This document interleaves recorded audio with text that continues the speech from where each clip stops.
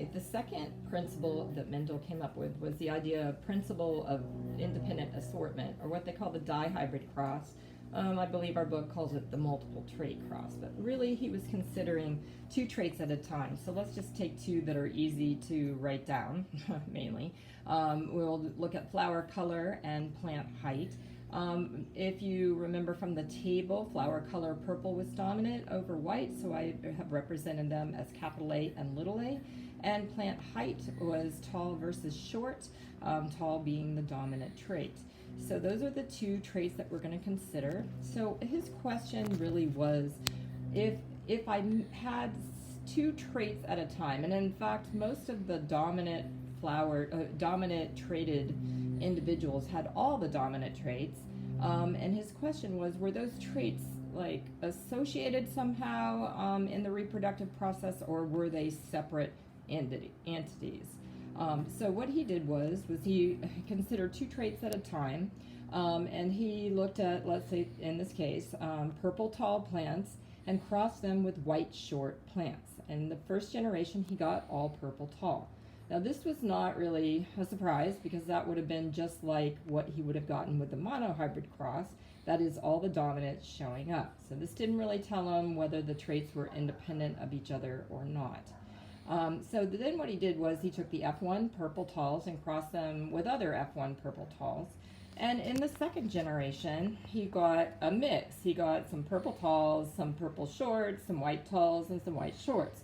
So this was kind of telling him that there was probably an independence. So he applied his two-factor idea to this, and he assigned those factors. So in this case, the purple homozygous purple with homozygous tall was crossed with homozygous white and homozygous short, right? So in the first generation, what he got, of course, I only have a possibility of getting capital A from this individual and capital B from this individual. So I have capital A and capital B there for the two different traits.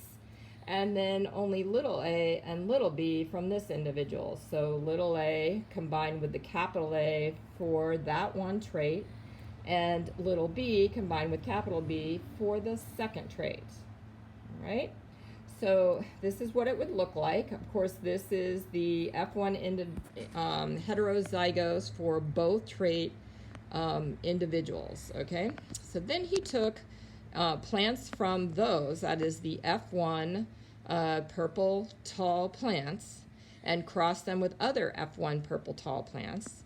And he was writing out the possibilities of genes. So the way that you can figure that out is that from this gene pair, that is from the capital A, little a, I have a choice of two things.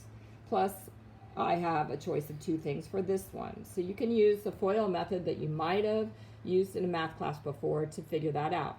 So capital A, capital B, that is number one here, is going to be written right here. Capital A, little b is going to be written right there. Okay? Little a, capital B is going to be written right there. And little a, little b is right there. So those are all my gene possibilities. This is very similar when we were going over the differences between mitosis and meiosis, and I told you that there was a reassortment of homologs. This is basically the same thing, because remember, these are alleles on separate homologous chromosomes that are separating. All right? Now, over here, the same thing is true for the top ones. So from this individual, I'm also getting capital A, capital B, capital A, little b, little a, capital B, and little a, little b. Okay? Then I fill out my table. So I'm going to show you what that looks like so you can take notes on that. You should have this at least one time in your notes. And the other thing to write down is the possible genotypes and phenotypes. That is right here. Oops, I move it down like this. Genotype and phenotype. Now the line represents, it can be either capital A or little. So right here, that can be either capital or little a. And this can be either capital A or little a. So this would be capital A, or capital A, little a. Capital B, or capital B, little b. And those would be purple tall in phenotype. Okay, so go ahead and write that down, and we will discuss this in a second.